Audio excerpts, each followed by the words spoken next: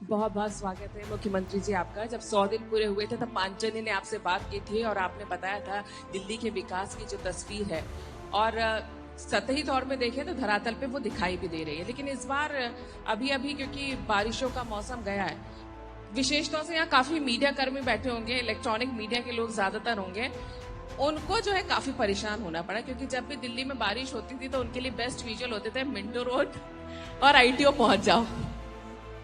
इस बार वो तस्वीर नहीं दिखाई दी। 20 सालों से जो हमारे फिक्स लोकेशन रहती थी मीडिया वालों की कि पानी अगर भर गया है दिल्ली में तो सबसे पहले वहीं पहुंचो, ये कैसे किया?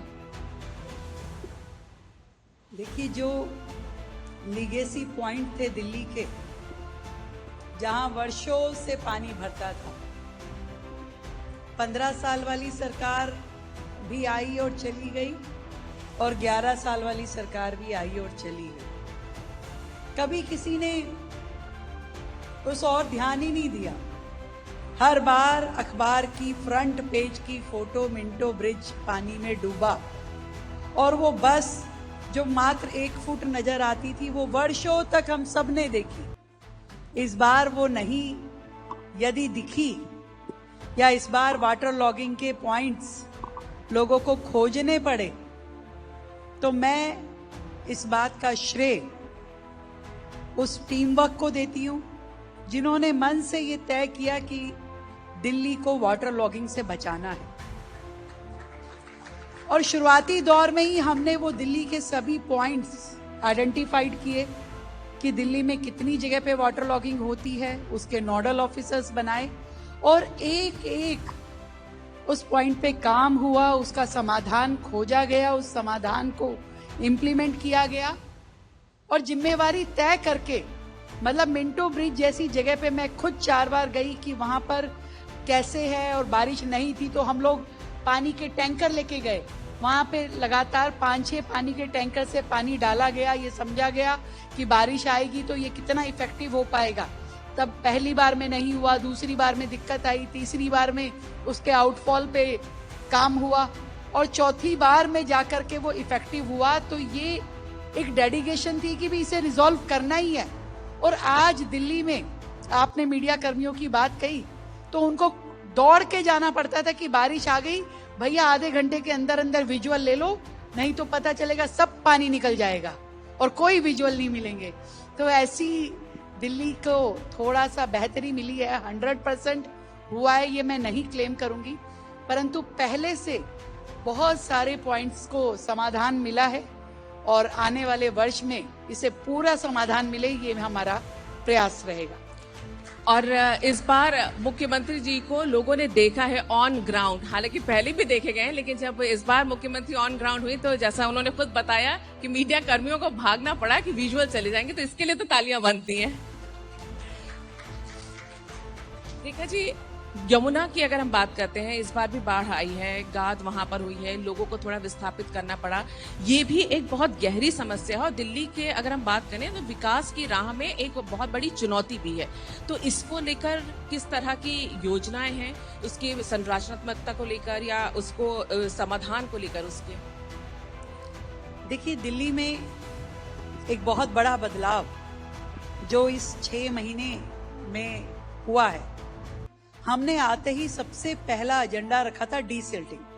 तो शहर में जितनी भी बड़ी ड्रेन्स हैं उसकी अच्छे से डीसिल्टिंग हो जाए, 2023 जैसा बाढ़ जैसा दृश्य दिल्ली को ना देखना पड़े, इसकी पूरी तैयारी कर ली गई थी। और लगभग 25,000 मीट्रिक टन सिल्ट इन बड़े बड़े नालों में से, चाहे वो बारापुला हो, चाहे नजफगढ़ ड्रेन हो, चाहे शादरा ड्रेन हो, हर ड्रेन में से डिसिल्टिंग करके इतना सिल्ट पहली बार निकला और लगातार उन पे दौरे किए गए, उसकी पीरियोडिकली जांच की गई कि कितना काम हुआ है, बड़ी बड़ी मशीनें वहां डिप्लॉय की गई। और उस सारी डिसिल्टिंग का प्रभाव ये रहा कि 15 साल में सबसे ज्यादा बारिश इस बार हुई, जबकि नॉर्थ इंडिया के बड़े बड़े स्टेट्स बह गए, परंतु दिल्ली ने अपनी बारिश को केवल यमुना फ्लड प्लेन तक ही सीमित रखा और पूरी दिल्ली को बचाया। ये उस डिसिल्टिंग का प्रभाव है, जहां पे हमने आईटीओ बैराज से लेकर के हर एक गेट को हमने उसको अप्रोप्रिएट रखा कि आपको कब कौन सा बैरिकेटिंग खोलना है, कब कौन सा बंद करना है। सभी जो ड्रेन का आउटफॉल था उन बैरिकेड्स को हमने बंद किया, और जो शहर के बाहर जाने वाला यमुना जी का प्रवाह था उसको सिस्टमैटिक किया।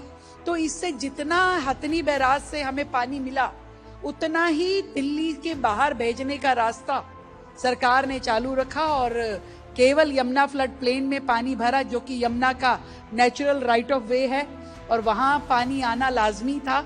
परंतु आने वाले समय में जो लोग यमुना फ्लड प्लेन में रह रहे हैं उनको भी एक सुरक्षित आवास मिले और यमुना फ्लड प्लेन में केवल यमुना जी बहे, इसके लिए हमारा प्रयास रहेगा। रेखा जी, बारिश चली गई, सर्दियां आने वाली हैं, लेकिन बारिश से सर्दी के बीच में जो दिल्ली वालों के लिए एक समस्या सबसे बड़ी होती है, शायद पूरे भारत में दिल्ली ही एक ऐसी जगह है जहां पर पिछले करीब 8-9 सालों से हम देख रहे हैं कि स्मॉग वेकेशंस होने लगे हैं। ये एक ऐसी समस्या है जो सिर्फ स्वास्थ्य से ही नहीं जुड़ी है, पर्यावरण से भी जुड़ी हुई समस्या है, और ये दिल्ली के लिए एक बहुत बड़ी चुनौती है। कई सरकारें आई, कई सरकारें गईं, जिन्होंने दावे बड़े बड़े किए, सॉल्यूशन बड़े बड़े लेकर आए, लेकिन दिल्ली वालों को कभी उससे राहत नहीं मिल पाई।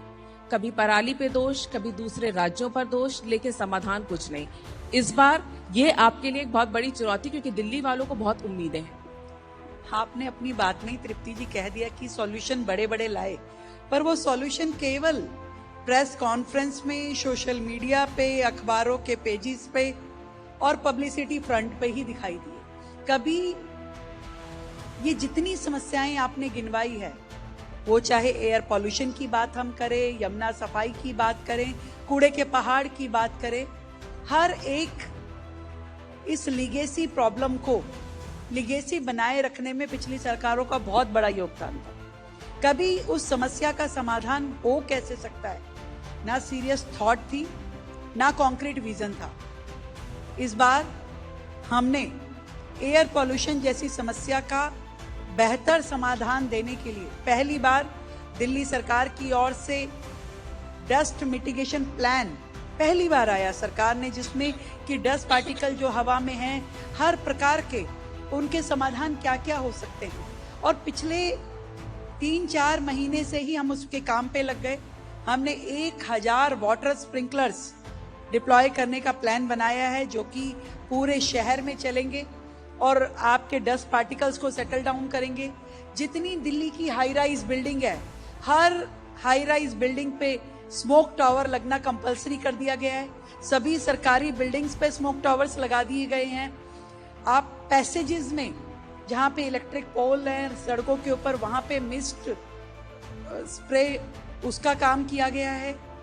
अपने दिल्ली सरकार के पब्लिक ट्रांसपोर्ट को हमने पूरी तरीके से ईवी पे ले जाने के लिए, इलेक्ट्रिक व्हीकल बनाने के लिए बड़ी प्लानिंग के साथ उसका काम किया है। और मैं टारगेट रख करके कि 2026 के अंत तक हमारी सारी पब्लिक ट्रांसपोर्टेशन ईवी हो जाए और सारे बस डिपो इलेक्ट्रिक चार्जिंग के स्टेशन बन जाए, इस पे सरकार बड़ी तेजी से काम कर रही है। और जिसकी लॉन्चिंग हमने की देवी बसेस से, दिल्ली इलेक्ट्रिक व्हीकलर इंटरकनेक्टिविटी, और पब्लिक को भी हम लगातार मोटिवेट कर रहे हैं कि वो अपने व्हीकल्स को पेट्रोल और डीजल से हटा करके इलेक्ट्रिक पर लेकर के जाएं। जब सबके सामूहिक प्रयास होंगे, यहां तक कि जो खुले में लोग सर्दी से बचने के लिए लकड़ी जलाते थे, वो सारे चौकीदार या वो सारे लोग जिनके पास कोई और साधन नहीं होता था, उनके लिए भी सरकार योजना लेकर के आ रही है कि किसी भी प्रकार का धुआं जो है वो ना हो एटमॉस्फेयर में। तो ये छोटे छोटे और बड़े बड़े प्रयास, प्लांटेशन, हमने 70 लाख पेड़ इस बार दिल्ली में लगाने का काम हमने शुरू किया और 10 नमो वन दिल्ली में बनाए जाएंगे ताकि गहरा फॉरेस्ट एरिया वहां पे डेवलप किया जाए। तो ये सारे मेजरमेंट्स हैं। हमने कोई वो काम नहीं किया जो पिछली सरकार, केजरीवाल सरकार ने किया कि पराली के लिए हम दवाई बना देंगे, छिड़का देंगे, ये कर देंगे। बाद में मैंने खोजी मेरे आने के बाद कि मैंने कहा भाई वो दवाई बनी होगी तो बताइए जरा वो दवाई कहाँ है, तो वो मुझे कहीं मिली नहीं। और फिर मैंने रिकॉर्ड चेक कराया कि भाई कितना खर्चा हुआ था, तो दवाई बनाने पे कुछ खर्चा नहीं हुआ क्योंकि वो बनी ही नहीं, पर उसकी पब्लिसिटी में 25 करोड़ रुपए का खर्चा हुआ। तो ये थी पिछली सरकारें जो ऑड इवन जैसी योजनाओं पे करोड़ों रुपए खर्च दिए, परंतु पॉल्यूशन पे एक्चुअल में क्या कर्व हो सकता है कभी उस पर ध्यान नहीं दिया गया।